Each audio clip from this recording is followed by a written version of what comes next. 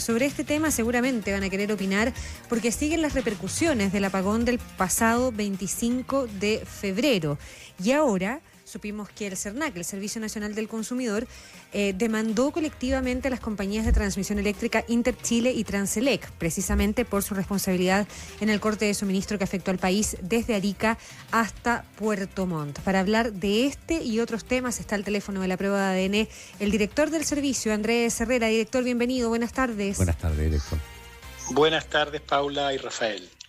Director, ¿por qué se decide avanzar en estas demandas colectivas contra estas dos empresas, Interchile y Transelec, cuando todavía desde el punto de vista técnico no se han determinado todas las responsabilidades? Lo que hemos conocido hasta ahora, por ejemplo, ha sido el informe de fallas que entrega el coordinador eléctrico a la SEC, a la Superintendencia de Electricidad y Combustible, pero hay también, y eso lo ha dicho la autoridad política y técnica, más responsables en este corte.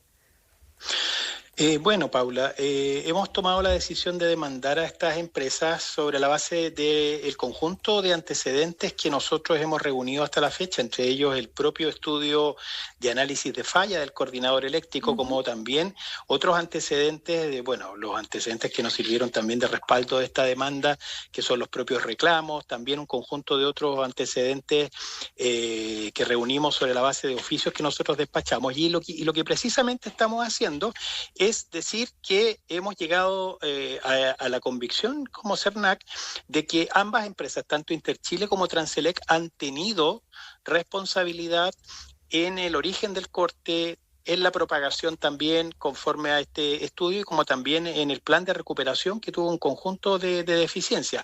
Ahora bien, nosotros tendremos que en el curso de esta demanda, por supuesto, aportar los antecedentes que tengamos y también habrá una defensa por parte de la empresa y serán los tribunales quienes tendrán que determinar si en definitiva ha habido plena responsabilidad o no, o cumplieron con la diligencia debida, pero todo hace suponer que eso no fue así, porque fue una situación bastante impresentable. Por lo tanto, aquí es la convicción del CERNAC que se traduce en estas demandas colectivas que tienen que ser resueltas por los tribunales. ¿Y cuál es el objetivo, de estas demandas colectivas desde el punto de vista del consumidor, cuando el servicio a lo que está apuntando es a Transelec y a ISA Interchile, que no necesariamente tienen una relación, ¿cómo decirlo?, directa con quienes consumimos y usamos la luz?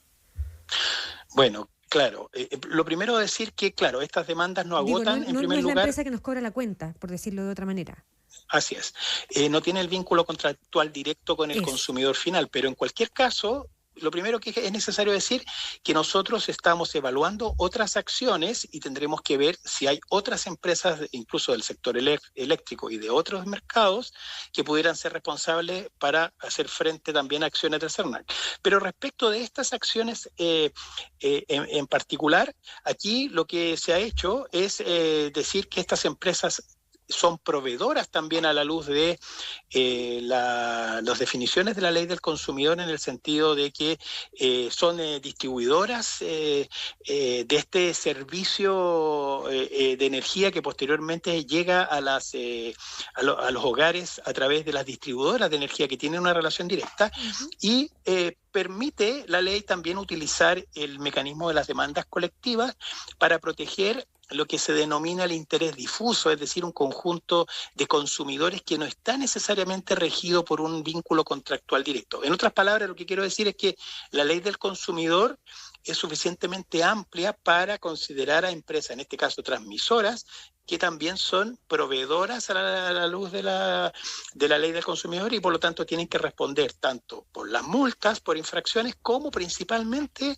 por los perjuicios causados, tanto materiales, gastos, todo lo que tuvieron que incurrir los consumidores en esta situación excepcional, como también el daño moral, todas las aflicciones que supusieron para todas las familias este masivo corte de luz. Don Andrés, ¿podemos explicitar, digamos, las diferentes acciones que se pueden llevar a cabo en este caso? Porque una cosa es el Servicio Nacional del Consumidor, que realiza una acción, una demanda colectiva, pero también están las demandas de asociaciones de defensa de los consumidores. ¿En cuáles hay una indemnización para los usuarios? ¿En cuáles hay una indemnización para los usuarios y una multa a beneficio del Estado? ¿Quiénes pueden participar de cada una? ¿Cuáles son las particularidades de cada acción judicial. Perfecto, Rafael. En todas las acciones de protección que contempla la ley del consumidor, sea que las ejerza el CERNAC o asociaciones de consumidores, ahí el foco principal es la compensación y la indemnización a los consumidores. Ahora, esas compensaciones e indemnizaciones pueden llevarse a cabo por distintos mecanismos. Uno es lo que nosotros también hemos explorado con empresas eléctricas, que son los procedimientos voluntarios, que son casos colectivos en que nos sentamos con la empresa a establecer el monto de la indemnización, y eso fue lo que ocurrió a propósito del corte de agosto pasado, por ejemplo, con Enel, con Chilquinta, que llegamos a acuerdos también importantes. Y otra vía es la demanda colectiva, que es una acción mucho más, digamos, intensa del CERNAC, que se presenta ante los tribunales de justicia, y ahí el CERNAC también pide las multas respectivas y también busca las compensaciones. Consideramos que en este caso es pertinente esta acción porque la gravedad del corte fue tal que afectó, por supuesto, la vida cotidiana de millones de personas. Y aquí lo importante es que lo que se resuelva en esta demanda, sea por la vía de una sentencia o por la vía de un eventual acuerdo en el marco de esta demanda, va a beneficiar a todos los consumidores, cualquiera sea la condición que puedan tener, si les afectó poco o les afectó mucho este corte, y independientemente que hayan reclamado ante el CERNAC. Es decir, aquí los millones de personas se podrían ver beneficiadas por esta acción, que es lo que precisamente se busca a través de estas acciones judiciales. Directora, y es bien interesante explicitar, tal como decía Rafa, porque las personas que están escuchando, los afectados somos todos, ¿no? O sea, es un país casi completo. Entonces, en este caso, lo que hace el CERNAC, estoy hablando del tema de Transelec y Sainter Chile, que es el que hoy día nos convoca, lo que ustedes piden a la justicia, entiendo, es a las empresas que presenten propuestas compensatorias de acuerdo al daño provocado. Y para esto, habitualmente ustedes explicaban durante la tarde, se establecen grupos y subgrupos de consumidores afectados. Pero yo me tengo que plegar a esa demanda colectiva, o por el solo hecho de que a mí se me haya cortado la luz, o que sea chileno y haya estado viviendo y viva en este país el 25 de febrero entre Arica y Puerto Montt, esa compensación me va a llegar. Sí, no es necesario en el evento que se llegue a un eventual acuerdo o a una sentencia definitiva en este caso, que los consumidores, los millones de consumidores afectados, hagan alguna gestión en particular. No es necesario. Y precisamente esa es la ventaja que tienen estos mecanismos, que el CERNAC en este caso, o una asociación de consumidores, tiene la legitimidad, la representación de todos los consumidores para, a través de un solo juicio, representar en este caso a los millones de consumidores afectados. Y en este sentido, lo que puede ocurrir efectivamente, y ha ocurrido en otros casos, es que se hacen una propuesta al tribunal respecto de, primero, establecer grupos de consumidores, aquellos, por ejemplo, que tuvieron más tiempo sin electricidad versus los que tuvieron menos, por ejemplo, los que tuvieron determinados tipos de afectaciones, a grandes categorías, por supuesto, porque estas soluciones apuntan a la globalidad más, en este caso, que son millones de personas, claro. Y por lo tanto ahí se establecen esas diferencias. Y al mismo tiempo, esto puede permitir, en definitiva, que con la identificación del cliente residencial, que sería el objeto de esta acción, que están identificados por las distribuidoras, poder llegar directamente a una compensación a través, por ejemplo, de sus cuentas o a través de otro mecanismo que sea fácil de acceder por todos los consumidores. Ese es en el evento, por supuesto, que lleguemos a una sentencia o a un acuerdo que sea favorable. Sí, claro. Ya, y los plazos es que deberíamos tener, porque recuerdo haber visto fallos sobre este tipo de cosas cerca de un lustro después. O sea, son plazos importantes. Esto es lo que nos otorga en el fondo la institucionalidad.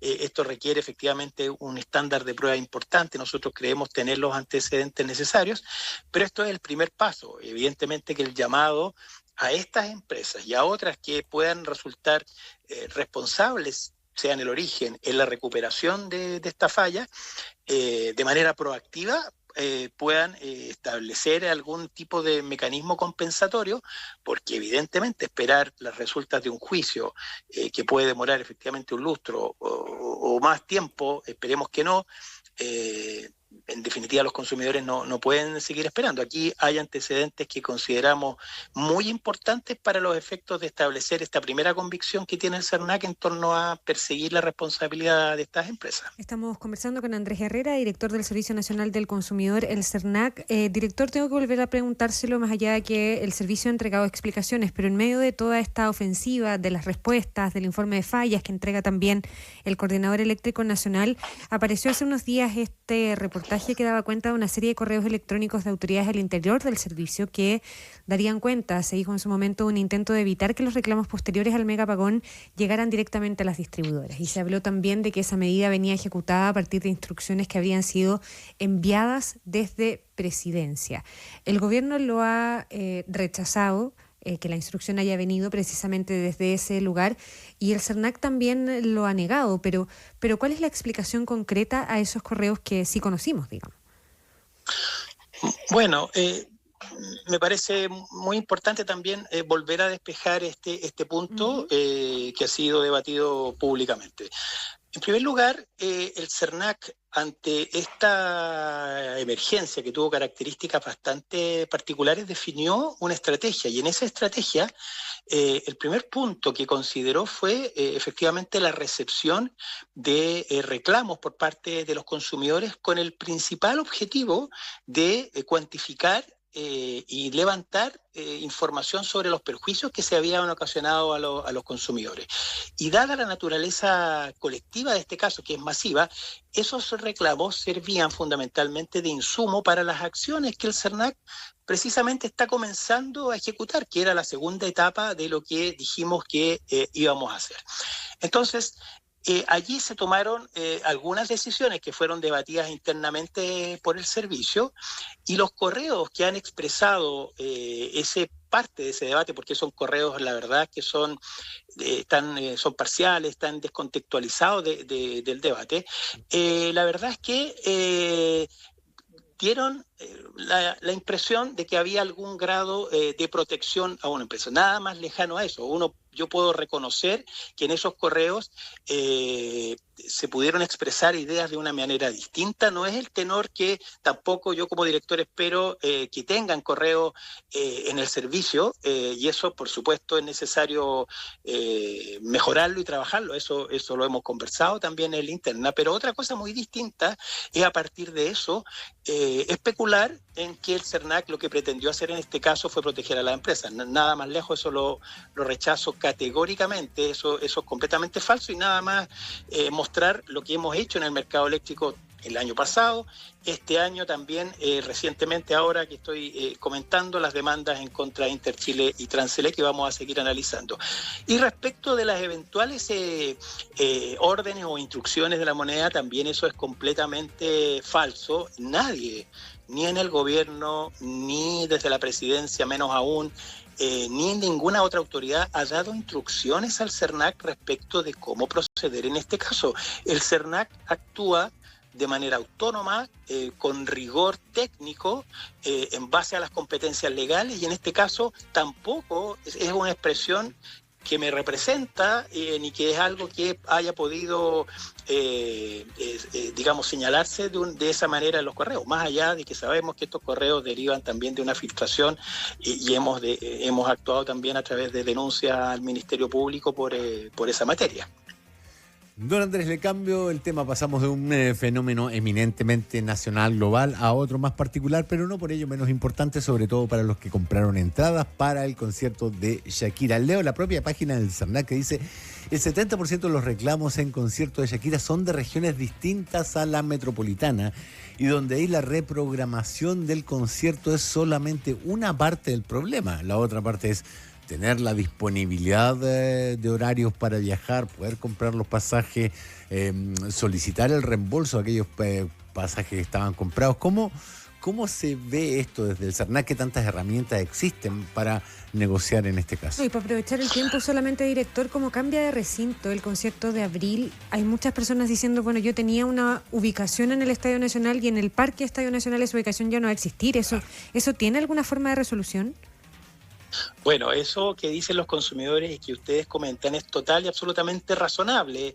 Lo que ha complicado más este tema es que la productora a cargo del evento, con el afán tratar de responderle a los consumidores producto de la frustración del concierto, reprogramó rápidamente estos conciertos para el próximo mes de abril. Nosotros ya habíamos iniciado el denominado procedimiento voluntario colectivo para buscar el reembolso de las entradas, la reparación de los gastos y de todos los perjuicios a los consumidores con Fénix, que es la productora a cargo del evento.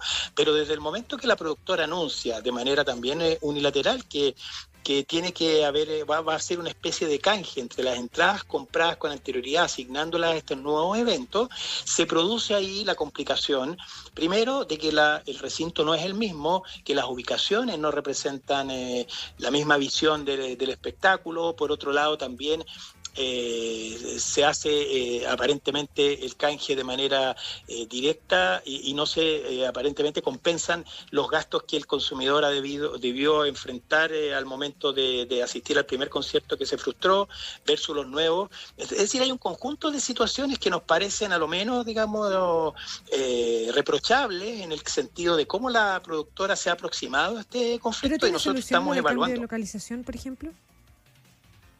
O sea, desde el momento que se organiza un nuevo espectáculo, para todos los efectos, estimo, debiese considerarse esto como un nuevo evento y por lo tanto resarcirse y devolverse las entradas de los anteriores conciertos y luego que las personas pudieran acceder libremente, si lo quieren hacer, a este nuevo espectáculo. Pero hacer una especie de canje directo respecto de las entradas con ubicaciones que no son las mismas, o sea, el recinto no podemos involucrarnos en eso, el recinto entiendo que por el Estadio Nacional propiamente tal, el estadio deportivo no está disponible, por lo tanto han tenido que hacerlo fuera. Entonces, allí hay una serie de cosas que le hemos planteado también a la productora que nos llaman la atención y no descartamos ninguna acción porque nos parece que más allá de que venga un artista de talla internacional, aquí tiene que haber claridad, tiene que haber información a los consumidores, tiene que haber resarcimiento de los perjuicios y no puede actuarse de manera unilateral cuando hubo un incumplimiento manifiesto en el caso anterior. Entonces, es complejo, pero estamos desarrollando nosotros este procedimiento con la empresa y vamos a ver cómo se comporta para ver qué soluciones da. Ya, director, nos quedan 2 minutos, pero literal 2 minutos y nos queda una pregunta sobre el tintero, que es un tema que hemos venido reporteando con Benjamín Quinteros a propósito de algunas alertas que han levantado desde el comercio local. Por ejemplo, la multigremial ha emplazado a varios organismos públicos, entre ellos el SERNAC, a fiscalizar el mercado chino en el país. Desde su lugar, desde el SERNAC, ¿han detectado malas prácticas? ¿Reconocen, entre otras cosas, que hay baja fiscalización a este tipo de comercio, por ejemplo? Es decir, si ha habido un organismo que ha fiscalizado a los denominados molchinos, ha sido el SERNAC. De hecho, nosotros hemos recientemente hecho una fiscalización prácticamente a nivel nacional, por supuesto con determinados establecimientos y por supuesto nos hemos encontrado con información relativa a la exhibición de precios, rotulados, productos que no tienen información en idioma español, no reconocimiento de la garantía legal. Es decir, hay un conjunto, digamos, medios de pago que no son aceptados respecto de determinados lugares. Es decir, hay un conjunto de situaciones que nos llaman la atención, pero yo creo que para abordar este fenómeno, no solo del comercio de los molchinos, sino que del comercio informal, bueno, requiere una articulación mayor a nivel de los organismos del Estado para ejercer todos en conjunto las competencias.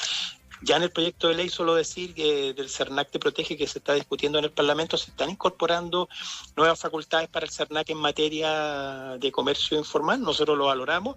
Obviamente tenemos que desarrollar otras capacidades para eso, pero también estamos comprometidos con el consumidor porque no hay peor cosa que acceder a productos en el comercio informal que no le dan ningún tipo de garantía al consumidor respecto de esos productos. Ya, pero a ver, se trabaja en coordinación, digamos, por el Servicio de Impuestos Internos, porque una de las denuncias reiteradas respecto a esto es la evasión tributaria vía no emisión de boleta. Sí, nosotros tenemos coordinación con el Servicio de Impuestos Internos. Lo que pasa es que eso opera, claro, sobre la base de un muestreo que nosotros le planteamos, pero sin duda ahí tenemos que seguir profundizando en esos vínculos para hacer una gestión más articulada. Efectivamente hay trabajo que desarrollar ahí, y evidentemente también el tema del no otorgamiento de boleta también limita el derecho de los consumidores a algunas garantías, y bueno, tenemos que seguir trabajando en eso, pero que hemos levantado información sobre los problemas de los malls chinos, lo hemos hecho y tenemos que seguir en eso. Andrés Herrera, director del CERNAC, gracias por esta conversación con La Prueba de ADN. Muchas gracias, Paula y Rafael.